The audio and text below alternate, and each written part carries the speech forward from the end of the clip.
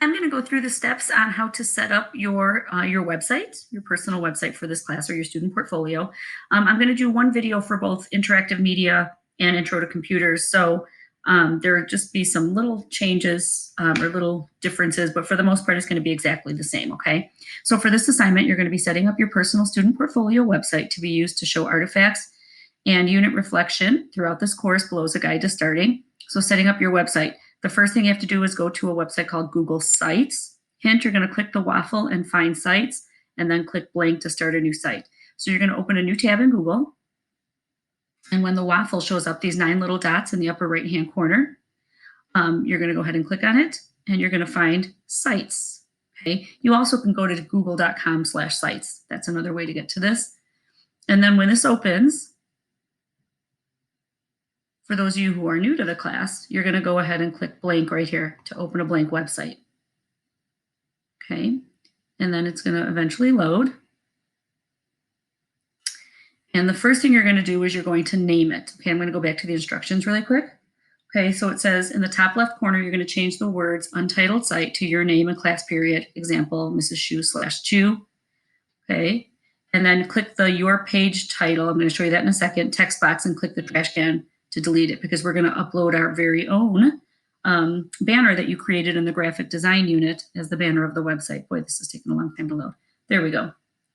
Okay, so I'm going to go up to untitled site in the top, and I'm going to rename it Mrs. Shu. Whoops. I really am, I promise. Whoops. Mrs. Shu, and then whatever class period you happen to be in. Oops, I hit enter instead of 2. And then when you click out of it, it should show up here. Okay, this is what I want you to get rid of, this your page title. So click on it. This little pop-up is going to come up. Just trash it, remove it, because we're going to upload your banner that you created in Pixlr. Okay. So to upload your banner, you're going to go to change image in the bottom left corner, and you're going to upload it from your computer. You should have it loaded on your computer. If you didn't download it in Pixlr, let me just hit cancel for a second. On the instructions, I give you 4 different ways that you can find your Pixlr banner if you just don't happen to have it loaded on your computer, okay? I do have one loaded on my computer. So when I go to upload, I have one right here. And now I have my banner, okay? For header type, okay, right now it is just set to a regular banner. You can change it to title only, okay? And that's not good because I don't have any text.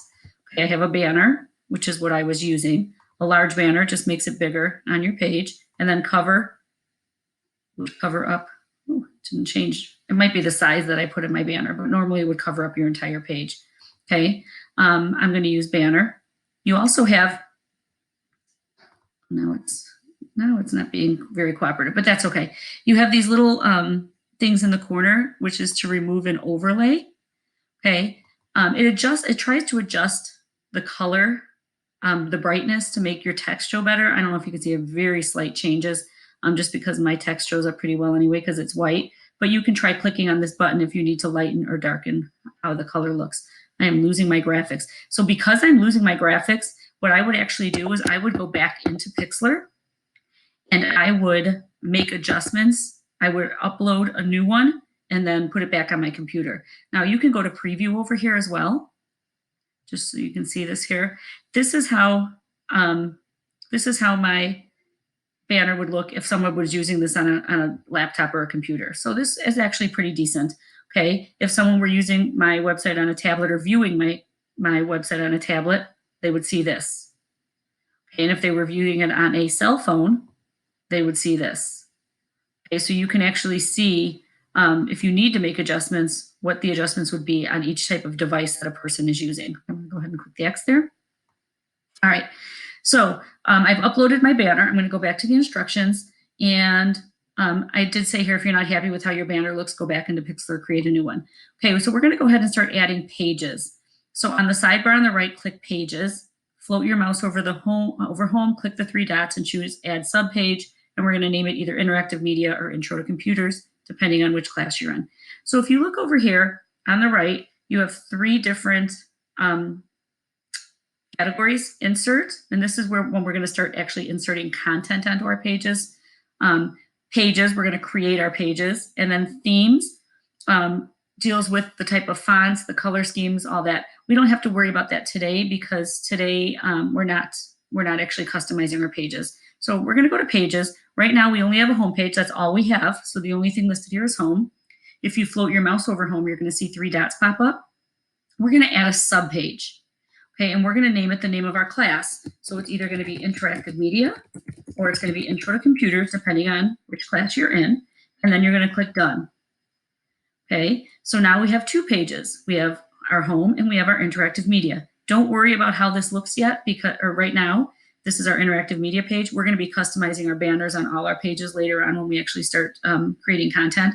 So don't worry about your banners. Right now, we just want to worry about creating pages.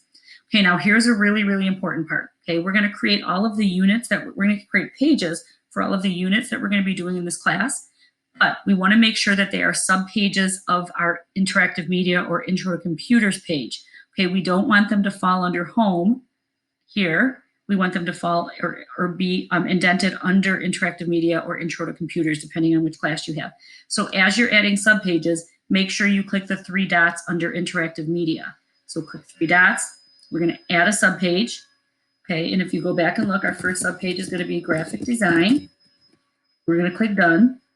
Okay, now here's a really, really, really important part. Okay, our second subpage is going to be called photo editing.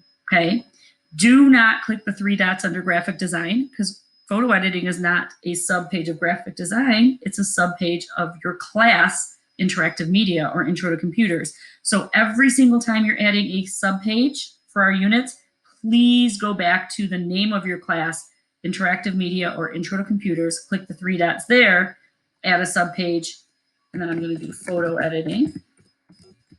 I'm going to click done. And then if you notice for interactive media, we have coding, programming, animation, app development, 3D modeling, passion project, reflection blogs. If you are in intro to computers, you're going to have a little bit of a different list. So make sure you're following that list. Okay, so make sure you follow the correct list. But again, I'm going to go back to the 3 dots next to my class. I'm going to add a subpage, and then you just continue on and make sure that you add all of your pages. Okay, so I would go back here. Oops, wrong one. I do not want to go next to home. I want to go next to interactive media, add subpage, programming, and then you keep on going until you have all of your pages. So then I would have animation, app development, 3D modeling. So go back to the 3 dots next to interactive media.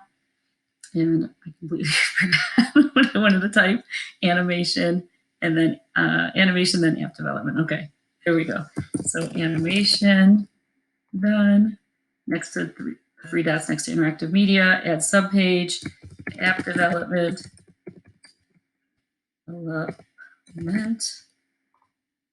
Okay, the 3 dots next to interactive media, add subpage, 3D modeling. I'm going to go back, and then we have passion project and reflection blogs. So next to interactive media, the 3 dots, add subpage, passion project, done. And then our last one is going to be reflective blogs. So next to interactive media, the 3 dots, reflective blogs. Okay, now all my pages are created. Okay, to customate your navigation bar, click the settings cogwheel either near the top right of your screen on the left side. So you can go up to this little cogwheel here and you can adjust the mode. So right now, notice to go from page to page, if I click home right here, you can see I have my interactive media. I can click this down pointing arrow and it has a list of all the pages I've created. Okay, if I don't want this to be on the top, but I'd rather have it going, whoops, let me just move my picture here, going down the left, I can go to this little cogwheel and under mode, instead of top, I can change it to side. And now I have my list of pages here going on the side. So you get to choose which one you want, okay? So that's one thing you can do. You can also change your color of the bar that goes across the top. Right now it's transparent. You can have a white background.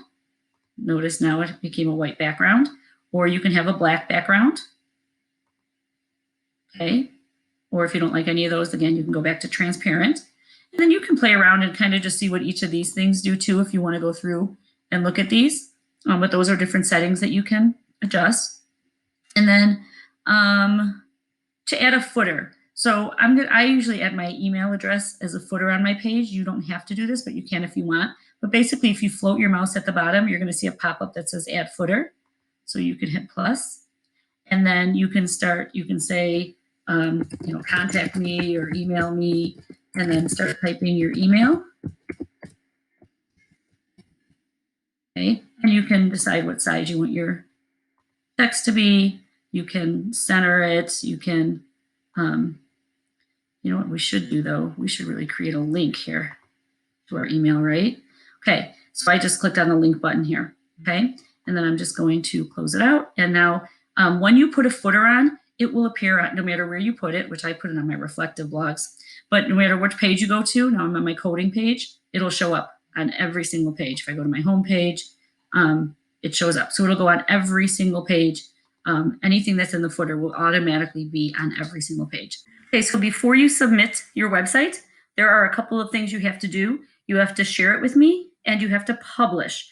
Okay, so first I'm going to go through the steps of sharing, and you will see that they are down here, changing your share settings and publishing. It says in order for me to see your website, you're going to need to change the share settings, follow these steps. Click share with others button in the top right. I'm just going to go through it. So you're going to float your mouse over this button. You're going to see it says share with others here in the top right.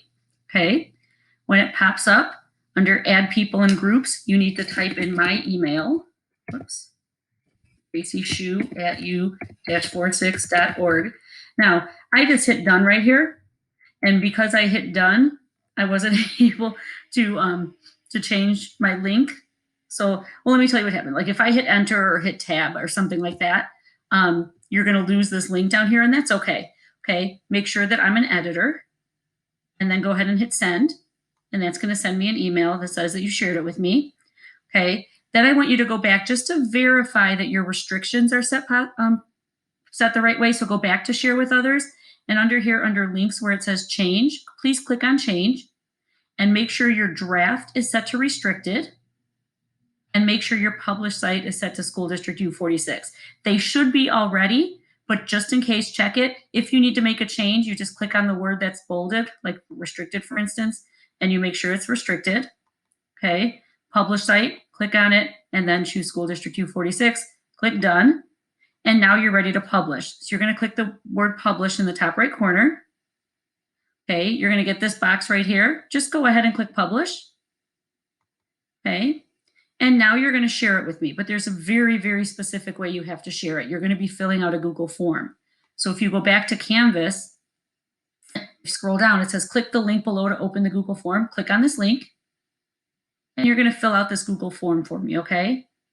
And then you only have to do this one time, and then anytime you update your website, I automatically have this form where I can just click on it and go to your website. So it actually works out pretty well. So what class period are you in? Pick your class period. Okay, type your first name, last name. Okay, I'm asking for two different website addresses, your URL and your published. So if you notice, the URL is just simply the URL at the top of your website. So when you go back, it's the one up here. It'll have end with the word edit, so it's right at the top. So you're going to copy and paste. So right-click copy or Control-C. Go back to the Google site, right-click paste or Control-V. And now I want your published link. So go back to your website again. You're going to click the link button in the top right corner where it says copy published site link. Choose the words copy link.